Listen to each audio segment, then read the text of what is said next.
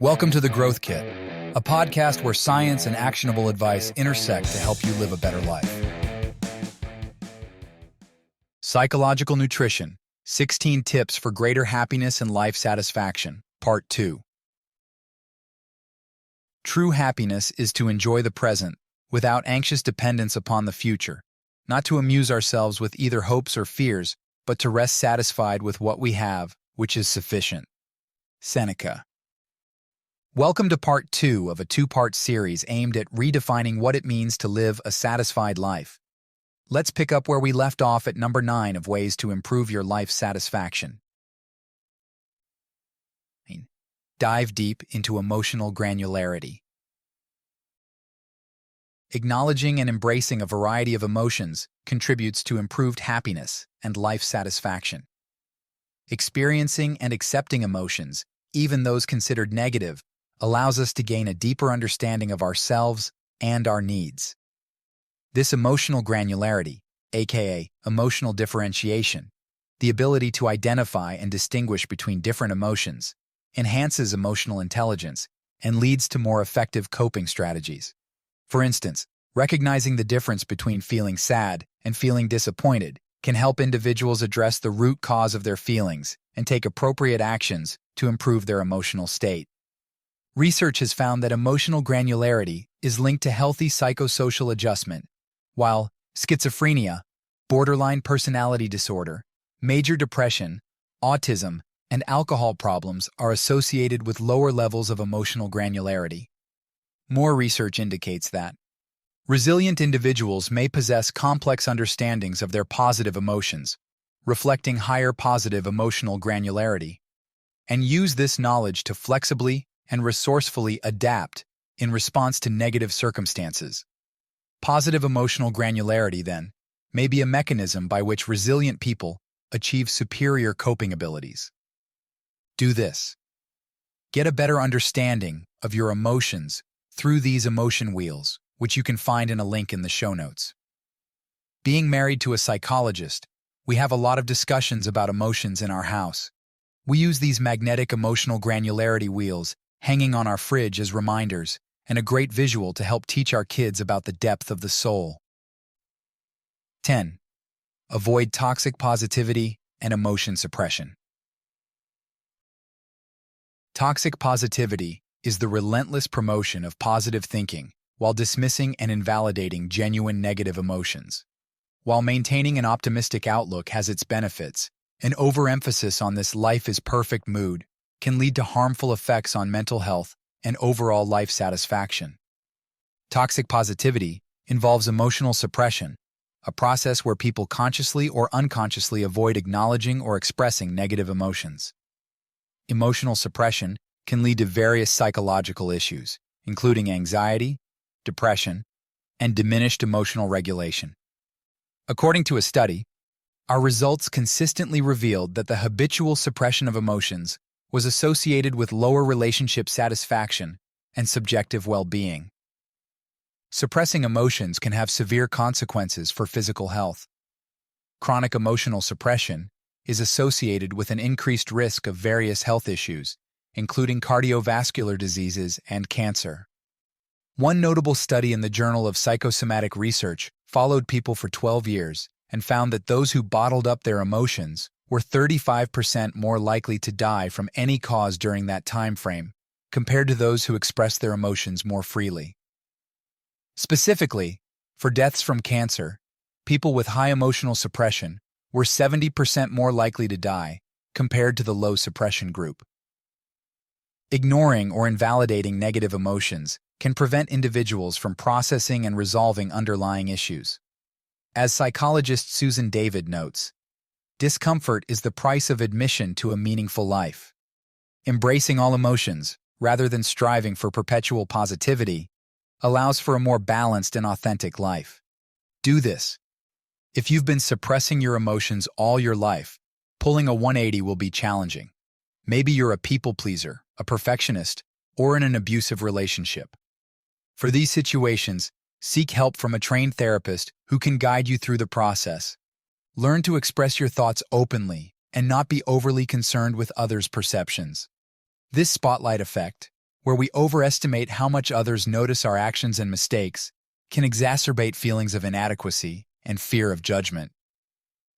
The book, The First Rule of Mastery by Michael Gervais, provides a deeper dive into understanding and expressing your emotions by overcoming the fear of judgment and developing a healthier emotional life. 11. Hit the foundational components.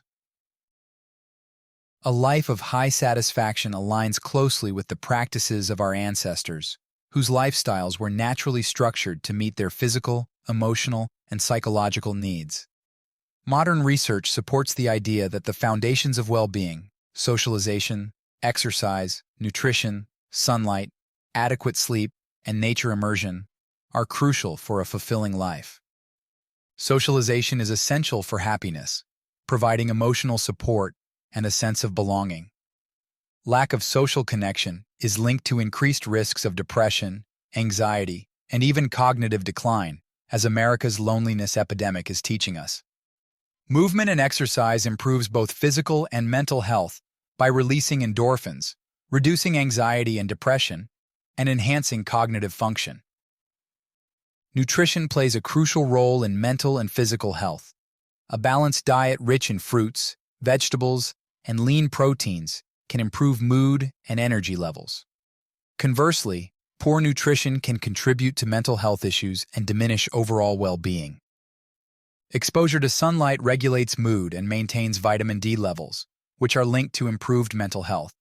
You can also modify your home and consider using a SAD lamp to use light to your advantage.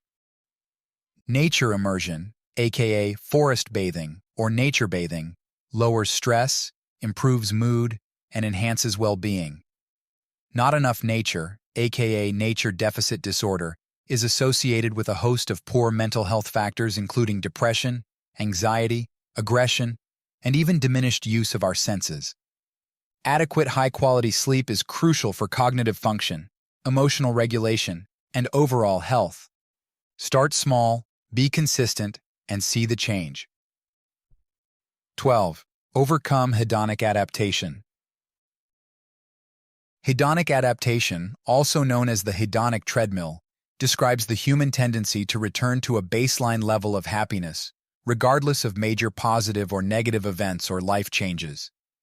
This psychological phenomenon is observed in various contexts, from enjoying an ice cream cone to receiving a job promotion. Researchers have even studied vacationers' experiences and found that the happiest moment tends to occur around the 43rd hour of the trip. Although the subsequent days still bring joy, each day's happiness slightly diminishes due to habituation.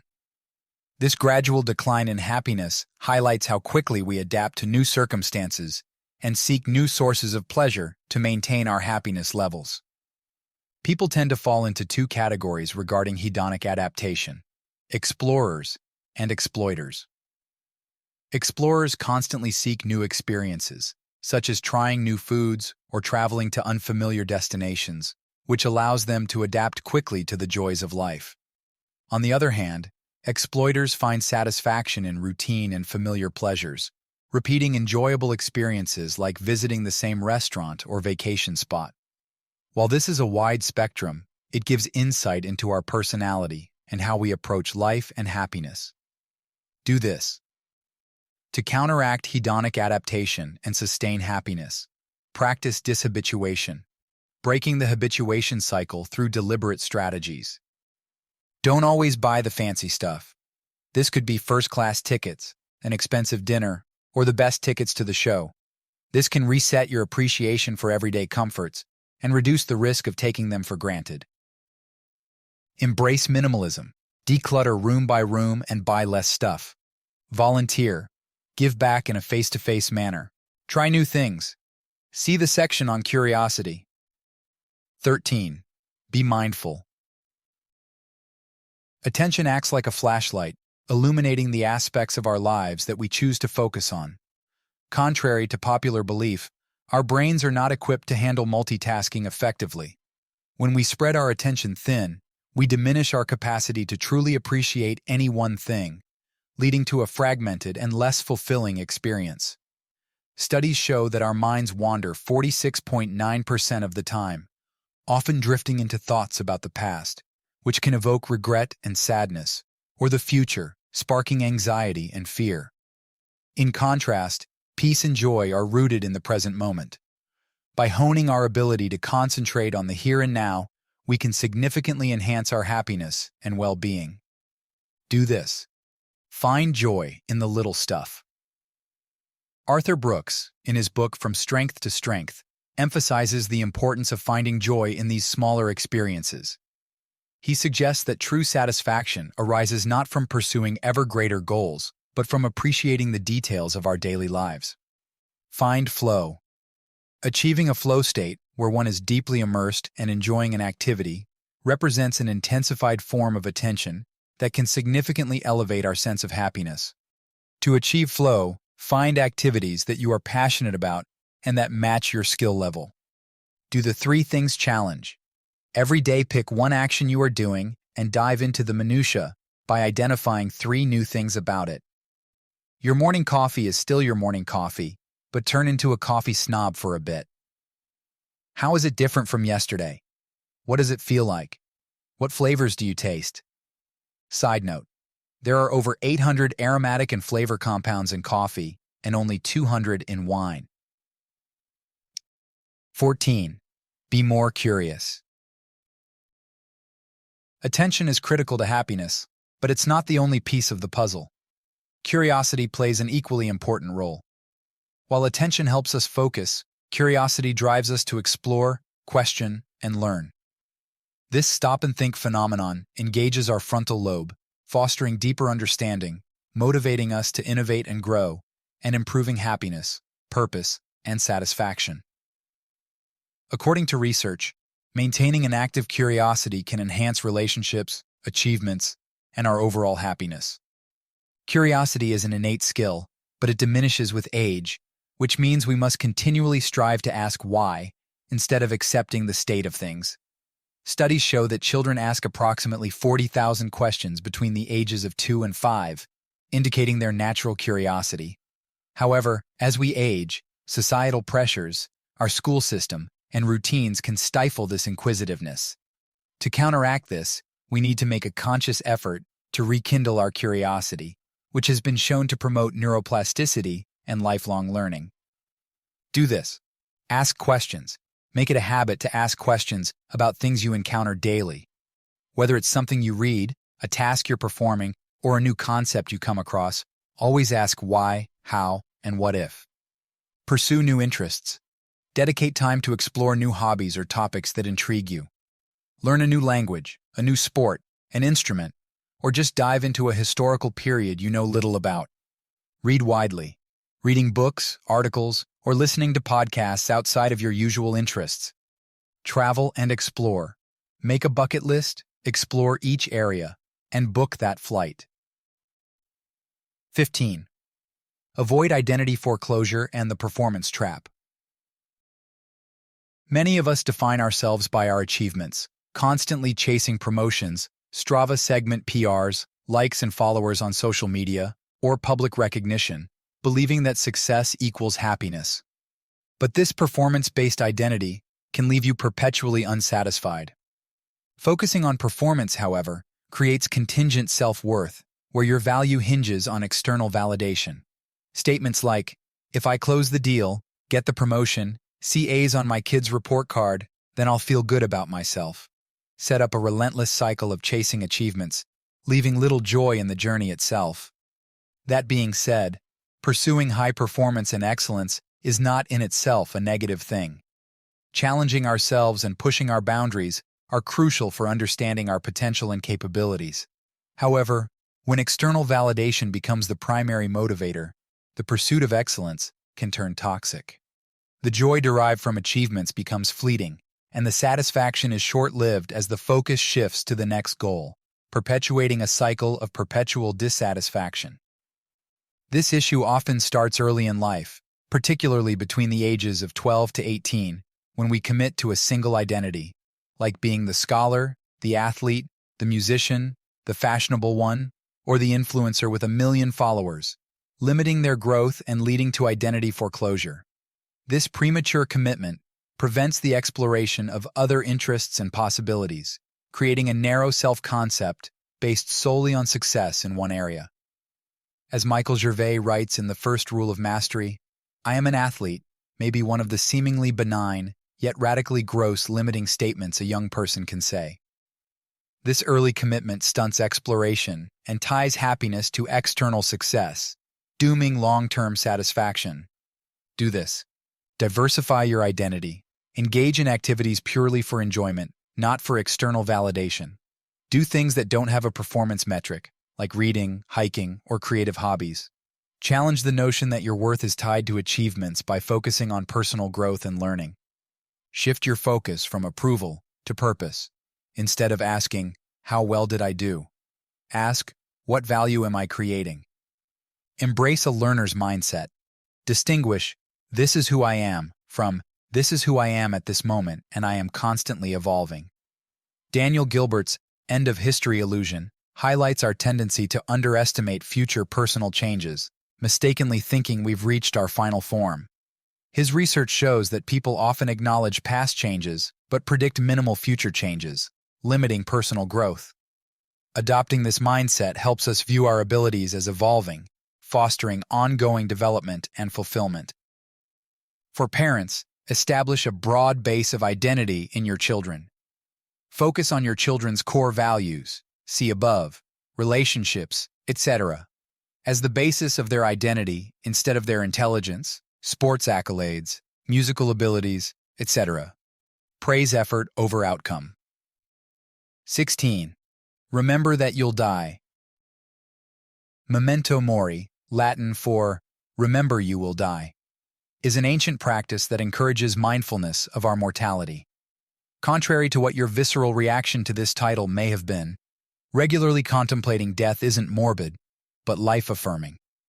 Research supports this, showing that people who engage in memento mori practices often report higher levels of gratitude and life satisfaction. For instance, a study found that people who reflect on their mortality are more likely to appreciate life's small pleasures and be more grateful for what they have. The authors write, "When one is pushed past their defenses of denying their own death, people tend to recognize what might not be and become more grateful for the life they now experience." It's often in moments where someone has nearly lost everything. The cancer diagnosis, the deathbed conversations, almost getting hit by a car, a child nearly dying, that people tend to experience a heightened existential awareness, leading them to have profound realizations and turn their lives around. When Bill Gates was diagnosed with cancer, he said, "Remembering that you are going to die is the best way I know to avoid the trap of thinking you have something to lose. You are already naked. There is no reason not to follow your heart." Reflecting on death allows us to zoom out and realize our insignificance and inevitable forgetfulness. As the English writer G.K. Chesterton wrote, "Life is not only a pleasure, but a kind of eccentric privilege." Understanding this mortality salience, those who embrace memento mori are less likely to sweat the small stuff and more inclined to prioritize what truly matters, including relationships, personal growth, and contributions to something greater than themselves. To pull another quote from Bill Gates, "Your time is limited, so don't waste it living someone else's life. Don't be trapped by dogma, which is living with the results of other people's thinking. Don't let the noise of others' opinions drown out your own inner voice. And most important, have the courage to follow your heart and intuition." Do this. Download the Memento Mori app. Every day I see a widget from the app, Memento Mori, telling me that I have about 34 years to live, adjoined by a motivating quote by a Stoic philosopher. Do a negative visualization. This Stoic philosophy practice involves contemplating the loss of things we cherish to appreciate them more fully and reduce anxiety about potential future hardships. You can do this in a variety of ways, from contemplating your body in the ground after death, the loss of life of a family member or spouse, or the most gut-wrenching for me, the death of one of my kids. Sounds terrible, but that first hug after the visualization is incredible. Have a visual reminder. Buy a Memento Mori poster where you actively mark the passing of time as a visual reminder. Daily reflection. Spend a few minutes each day reflecting on the impermanence of life and fostering a sense of existential gratitude. Thanks for tuning into the Growth Kit podcast. If you enjoyed this episode, please subscribe and leave a review. You can check out my website at mindbodydad.com and subscribe for more weekly insights sent to your inbox. You can also follow me on Instagram and Twitter at mindbodydad.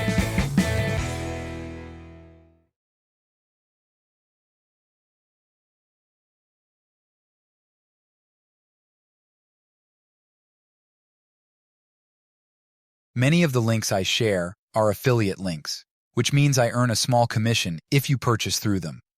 This doesn't affect the price you pay, but it helps support the podcast. In some cases, I may even be able to provide unique discounts for you. I only recommend products and resources that I genuinely believe in and use myself. My top priority is to provide practical ways to help you live better, and I wouldn't link to anything that doesn't align with that goal. Thanks for your support.